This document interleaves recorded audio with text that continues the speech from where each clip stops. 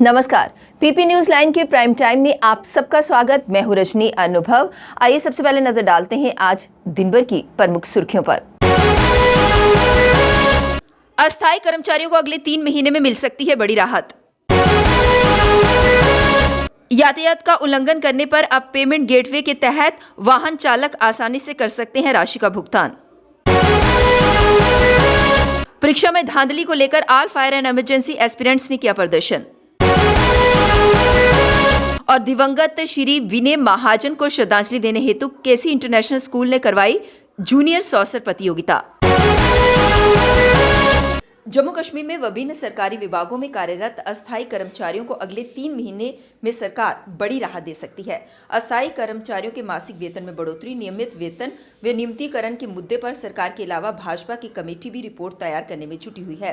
भाजपा के अस्थायी कर्मचारियों के मामले में समिति के अध्यक्ष श्यामलाल शर्मा का कहना है कि जम्मू कश्मीर में विभिन्न सरकारी विभागों में कुल कितने अस्थायी कर्मचारी SRO 64 के अंतर्गत शेष बचे कर्मचारियों के मामले में सरकार के पास अभी तक कोई पूर्ण डाटा नहीं है।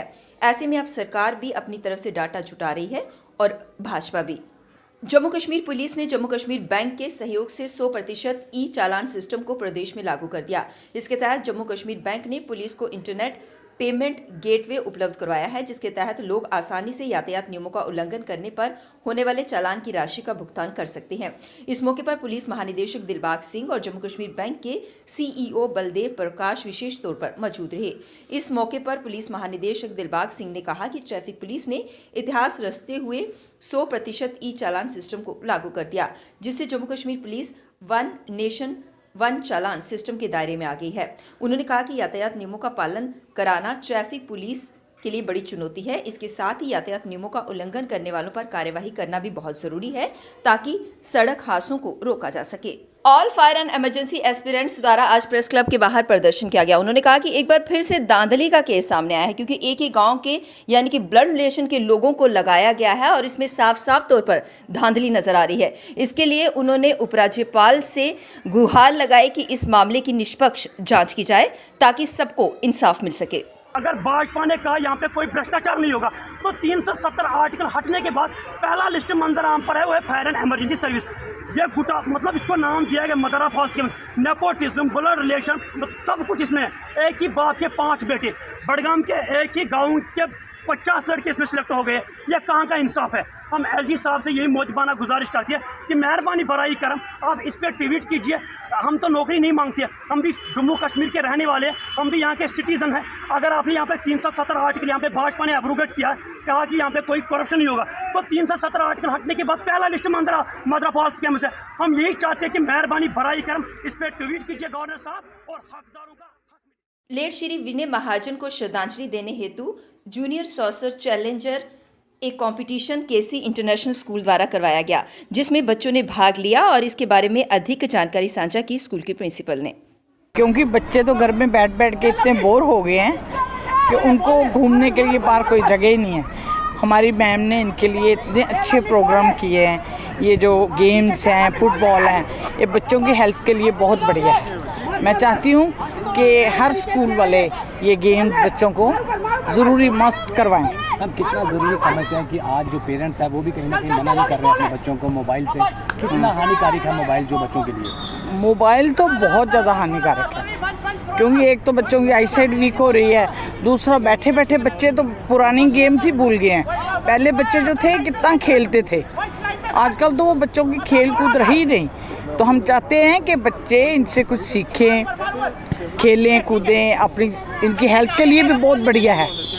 और पेरेंट्स भी अपने उसमें खुश रहते हैं कि बच्चे अपने बिजी हैं गेम्स में। गेम्स इनके लिए गेम्स, योगा और हर टाइप की जो गेम है वो बहुत ज़्यादा ज़रूरी है। All migrant displaced employees association Kashmir द्वारा आज प्रदर्शन किया गया और उनके समर्थन में उनके परिवारजन सामने आए। उन्होंने कहा कि जिस तरह से टारगेट किलिंग लगातार कश्मीर में हो रही है, इससे सरकार को जल्द से जल्द फैसला लेना चाहिए इन एम्प्लॉयज़ को लेकर। इसी को लेकर उन्होंने अपनी बात रखी। हमारी ट्रेजेडी को, हमारे हॉलोकॉस्ट को एक्सपोज किया था या डिपिक्ट किया था। ये चीज़ें जो है वो एंटी नेशनल्स को हजम नहीं हो रही है। वो सारी फोर्सेस को जो एंटी नेशनल्स हैं उनको हजम नहीं हो रही है। इसीलिए ये पूरी कोशिश है कि जितने भी लोग हमारे अगेंस्ट हैं, हमारे कश्मीरी पंडित्स के अगेंस्ट हैं, हमारे अगेंस्ट जो काम करने में लगे हुए हैं, उनको बचाने के लिए हमारी हरकतें हो रही है। इफ़ी के स्टेज पे भी जो बंदा आया था, मैं ये मान के चलता हूँ कि वो ISI का एजेंट था, वो एंटी नेशनल था, उसका वहाँ पर प्लांट किया गया था और उसको प्लांट जिसने किया उसके अगेंस्ट इन्वेस्टिगेशन होनी चाहिए, क्योंकि अगर प्लांट किया गया है वो INB मिनिस्ट्री और director of international film festival के बेस पर प्लांट हुआ है। तो ब्यूरोक्रेसी में कौन है? हमारी बातें सुनने के लिए कोई ब्यूरोक्रेट सी है ना, जो चीज़ों को ऊपर जाने नहीं दे रहे, जो सही डिपिक्शन हमारा नहीं दे रहे। सेम हालत जो है वहाँ पे भी है। तो मैं डिमांड करता हूँ कि strict investigation, highest investigating agencies should be committed to investigate what happening. Bishnah बाजार में नालियों का पानी सड़कों पर आने से लोगों और दुकानदारों को काफ़ी समस्याओं का सामना करना पड़ रहा है। म्युनिसिपल कमेटी बिश्नाह पर गांव वासियों ने बहुत सारे सवाल उठाए। उन्होंने कहा कि आखिरकार उन्हें इतनी दिक्कतों का सामना करना पड़ रहा है और म्युनिसिपल कमेटी है कि आंखें मूंदे बैठी हुई है। परमानेंट लेबर कन्नै करवा मुलाजमें ने करवा, डेली आह्लें कन्नै करवा, जिस कन्नै मर्जी करवा कन्नै, लेकिन सफाई दी व्यवस्था तो जी म्युनिसिपैलिटी ने करनी है। सर तुम दिखा दे मंदिरें के बाहर, स्कूलों के बाहर हर जगह ढेर लगे दे, हर जगह बुरी हालत है कना, लोगों का जीना तो मुश्किल हो जाता है कना इत्थै कना। सर एक तरफ डेंगू की बीमारी भी बधती जा रही है, डेंगू का कना जोरा पर है कना, चरम पर है कना, इस वास्ते कना ये वास्ते कना म्युनिसिपैलिटी ने कोई स्पैशल ड्राइव कना लगानी चाहिए जिहदे कन्नै सफाई कना होए कना ते लोग कना इस खतरे कोला मुक्त होन कना, नहीं तो खतरा तो बने दा डेंगू वाला इत्थै कना। केंद्रीय जांच ब्यूरो सीबीआई की अलग अलग टीमों ने एक साथ जम्मू और सांबा में 13 अलग अलग स्थानों पर छापेमारी की। अभी तक मिली सूचना के आधार पर यह बात सामने आई है कि सीबीआई ने ये छापे वित्तीय लेखा सहायकों की भर्ती के लिए आयोजित लिखित परीक्षा के पेपर लीक मामले में मारे हैं। सीबीआई की ये टीमें पुलिस व अर्धसैनिक बलों के साथ इन स्थानों पर पहुंची जिन लोगों के घरों व कार्यालयों में ये छापे मारे गए हैं। उनमें से एक JKAC अधिकारी का कार्यालय भी शामिल है। सीबीआई के एक अधिकारी ने बताया कि फिलहाल रिकॉर्ड की जांच की जा रही है। जांच प्रक्रिया पूरी होने के बाद ही इस संबंध में विस्तार पूर्वक जानकारी दी जाएगी। जिन जिन स्थानों पर ये छापे मारे गए हैं वहां सुरक्षा के पुख्ता प्रबंध रखे गए हैं। ना तो किसी को कार्यालय अथवा मकान से बाहर आने की इजाजत है और ना ही किसी को बाहर से अंदर आने दिया जा रहा है। रिकॉर्ड की जाँच के साथ साथ संबंधित अधिकारियों व लोगों से पूछताछ भी की जा रही है। अन्य विवरण प्रतीक्षारत हैं। सीमा सुरक्षा बल BSF 1 दिसंबर को अपना 58वां स्थापना दिवस मनाने जा रही है। बुधवार को BSF जम्मू फ्रंटियर के IG DK बुरा ने जम्मू में संवाददाता सम्मेलन में कहा कि ड्रोन की घुसपैठ के मामले बढ़ने के साथ ही इनसे निपटने के तरीके भी बढ़े हैं। BSF के पास बहुत सारे संसाधन हैं, बीती घटनाओं से बहुत कुछ सीखा है। इसके चलते जम्मू क्षेत्र में ड्रोन गतिविधि काफ़ी हद तक कम हो गई है। पंजाब में भी BSF लगभग हर हफ्ते ड्रोन को मार गिराती है। पहले ऐसा नहीं होता था। उन्होंने कहा कि ये साबित करता है कि हम खतरे को लेकर काफ़ी सतर्क हैं और हम इससे निपटने में सफल हो रहे हैं। मुझे लगता है कि आने वाले वर्षों में हम इससे पूरी तरह से निपटने में सक्षम होंगे। BSF के जवान सीमा को सुरक्षित बनाने के लिए अच्छा काम कर रहे हैं। सीमा पर घुसपैठ की कोशिशों को लगातार नाकाम किया जा रहा है। सीमा पर घुसपैठ के प्रयासों को विफल किया गया है। इस दौरान सीमावर्ती इलाकों से 4 AK-47 राइफल, 7 पिस्टल और करीब 50 किलोग्राम हीरोइन बरामद की गई। जम्मू में देश की सीमा सुरक्षित है। टेररिस्ट के द्वारा फाइनेंस करने के लिए, लेकिन आप ये भी देख रहे हैं कि पिछले जितने भी प्रयास एटलीस्ट जम्मू बॉर्डर पे किए गए हैं सभी पकड़े गए हैं। कोई भी ऐसा प्रयास यहाँ सफल नहीं हुआ है कि उन्होंने कोशिश की है और हमने उसको पकड़ा। ये इसमें कोई छुपी बात नहीं है कि पाकिस्तान की तरफ से एज ए स्टेट स्पॉन्सर्ड ये इस प्रकार की कार्रवाइयाँ होती हैं और ये कोई भी इस बात को नहीं मानेगा कि बॉर्डर के ऊपर इस प्रकार की कार्रवाइयाँ लगातार होने की कोशिश हो और वो वहाँ की सिक्योरिटी एजेंसीज के मदद के बगैर हो पाए। ऐसा संभव नहीं है। तो ये जाहिर है कि वहाँ से इंटेलिजेंस एजेंसीज हैं या जो भी सिक्योरिटी एजेंसीज हैं वो इसमें पूरा सहयोग देती है, जिसकी वजह से बॉर्डर एरिया में आके इस प्रकार के ऑपरेशंस संभव हो पाते हैं। देखिए, ये एक प्रक्रिया है जो हमेशा चलती रहती है। जब भी कोई भी कार्रवाई बॉर्डर पे इस प्रकार की होती है जो हम समझते हैं कि ये रूल्स के तहत नहीं है या वायलेशन है, उसका लिखित में और मीटिंग्स करके प्रोटेस्ट किया जाता है और उसका जो भी पाकिस्तान जवाब देता है वो आप सबको पता है। क्योंकि जो भी कोई गलत काम करेगा उसको ओनअप आमतौर पर नहीं करता है, बट हम सबको पता है कि वो वहाँ से किया जाता है और उसका प्रोटेस्ट लगातार हम करते हैं। How bad you feel that every time they deny this thing, they are in a denial mode?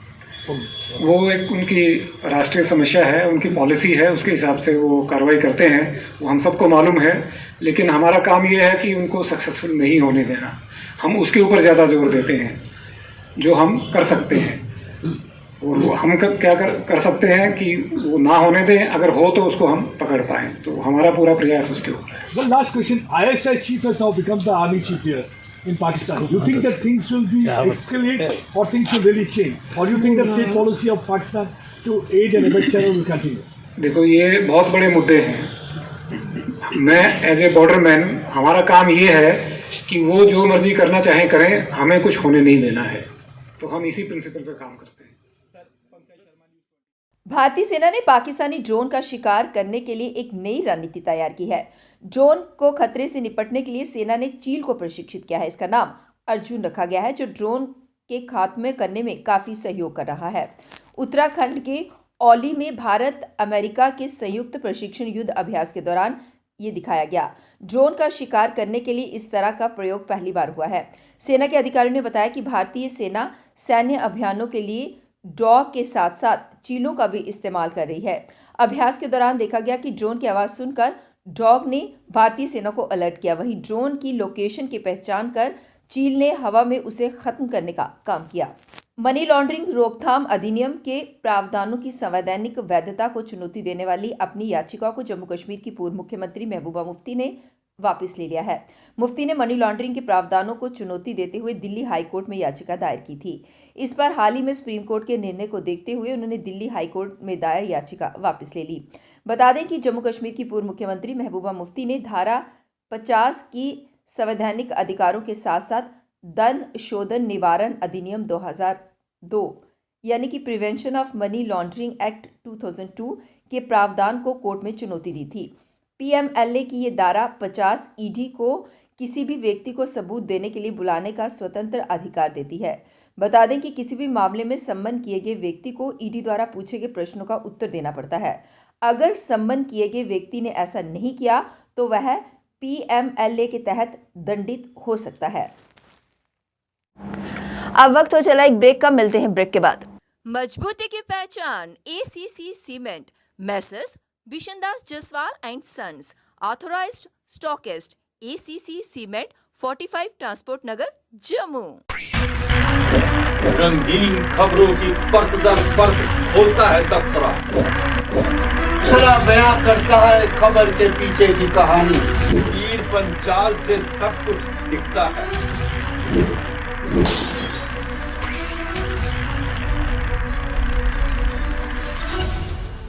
Break के बाद बढ़ते हैं अगली बड़ी खबर की तरफ। जम्मू कश्मीर के उपराज्यपाल मनोज सिन्हा ने राष्ट्रीय शिक्षा नीति 2020 की प्रमुख पहलुओं की शुरुआत की। इस दौरान उन्होंने कहा कि ज्ञानी समाज के लिए आवश्यक कौशल की विस्तृत श्रृंखला के साथ छात्रों को लैस करने के लिए आज एनईपी 2020 के प्रमुख पहलुओं की शुरुआत की गई है। एलजी ने कहा कि राष्ट्रीय शिक्षा नीति के केंद्र में भविष्य के नव प्रवर्तकों और नेताओं को प्रशिक्षित करने के लिए अंतर अनुशासनात्मक पाठ्यक्रम और बहु विषयक शिक्षा है। 2022-23 सत्र में ये सभी कॉलेजों के यूजी कार्यक्रम में लागू की गई है। इसकी सिफारिशें सैद्धांतिक ज्ञान और व्यवहारिक कौशल के बीच की खाई को पाटेंगी, शोध के लिए संसाधन और विकल्प प्रदान करेंगे और डिग्री कार्यक्रम को पूरा करने में लचीलापन प्रदान करेंगी। जम्मू के मर्ड हायर सेकेंडरी स्कूल में सीमा सुरक्षा बल की 12वीं वाहिनी की तरफ से हथियारों की प्रदर्शनी लगाई गई। कार्यक्रम में विभिन्न स्कूलों के बच्चों ने शिरकत की। इसमें बीएसएफ के अधिकारियों ने बच्चों को दुश्मन के खिलाफ इस्तेमाल किए जाने वाले हथियारों के बारे में जानकारी दी। कौन सा हथियार कैसे चलाना है, ये कितनी दूरी तय करनी है, इसके बारे में बच्चों ने जाना। इस दौरान सीमा सुरक्षा बल के वीर शहीदों की फोटो विवरण के साथ लघु फिल्म, फोटो प्रदर्शनी और देशभक्ति से भरपूर सांस्कृतिक कार्यक्रम का आयोजन किया गया।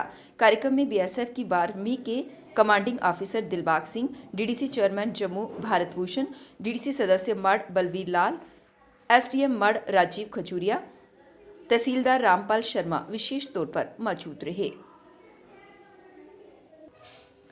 प्रदेश में निकट भविष्य में संभावित विधानसभा चुनावों की तैयारी में जुटी नेशनल कॉन्फ्रेंस को उस समय एक झटका लगा जब उसकी जम्मू प्रांतीय इकाई के उपाध्यक्ष सरदार सुरेंद्र सिंह बंटी और प्रांतीय सचिव पिंकी भट्ट ने भाजपा का दामन थाम लिया। उसके अलावा नगरोटा विधानसभा क्षेत्र में नेका से संबंधित 2 दर्जन के करीब 5 सरपंच और नायब सरपंचों के अलावा एक सेवानिवृत्त चीफ इंजीनियर व एग्जीक्यूटिव इंजीनियर भी भाजपा में शामिल हुए। नेशनल जस्टिस पार्टी के अध्यक्ष भाई रणदीप सिंह परिहार भी अपने सभी प्रमुख साथियों संग आज भाजपाई हो गए। सरदार सुरेंद्र सिंह बंटी छात्र जीवन से ही राजनीति में सक्रिय रहे हैं और नेशनल कॉन्फ्रेंस में सिख समुदाय के प्रमुख चेहरों में से एक गिने जाते हैं। वर्ष 2014 के विधानसभा चुनाव में उन्होंने गांधीनगर विधानसभा क्षेत्र से चुनाव लड़ा था और करीब 1100 वोट ही प्राप्त कर पाए थे।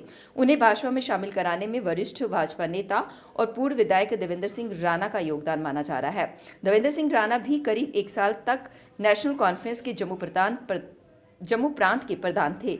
वे पूर्व मुख्यमंत्री उमर अब्दुल्ला के सलाहकार भी रहे हैं।